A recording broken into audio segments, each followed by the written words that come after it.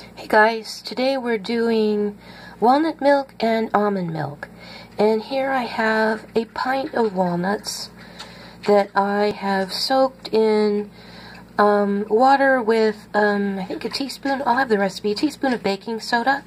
I just basically filled the jar with walnuts, filled it up with water to cover them, put in a teaspoon of baking soda, and shook it to get the baking soda disperse. It doesn't really totally dissolve, but it'll disperse. And soak them overnight.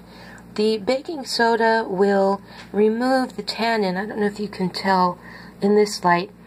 It's slightly pinkish. The water is slightly pinkish. It also looks like it's got some walnut oil floating around on the top. But the baking soda will sweeten the walnuts. They'll lose their tannins and they'll lose that slightly bitter, puckery mouthfeel after you've soaked them. And once you've soaked them overnight, you drain them and rinse them well. I've got a few in here that I am now going to put into my blender with water, and I won't subject you to the blender noise. And now I'm back with some fresh creamy walnut milk, nice and sweet.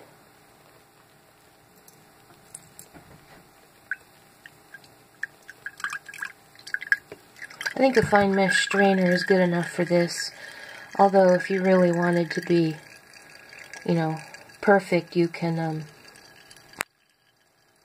use a nut milk bag. And here it is. I'll take a taste.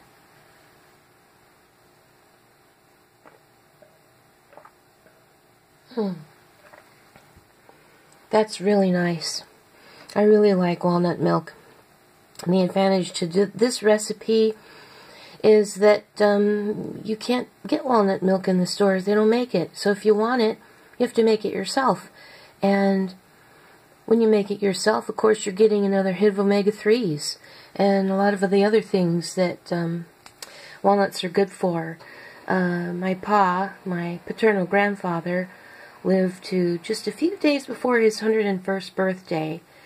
And he wasn't really, you know, he had a standard American diet.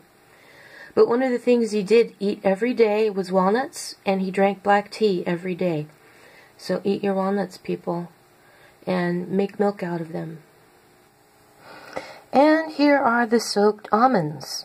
They're unroasted, soaked overnight, and I'm going to add these to my blender with the water.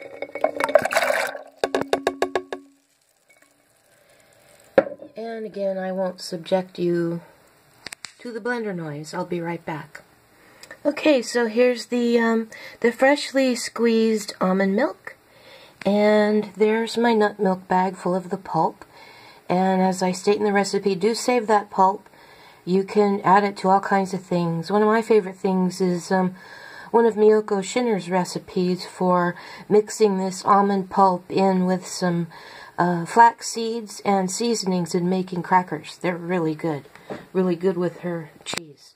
So let me pour myself a little almond milk.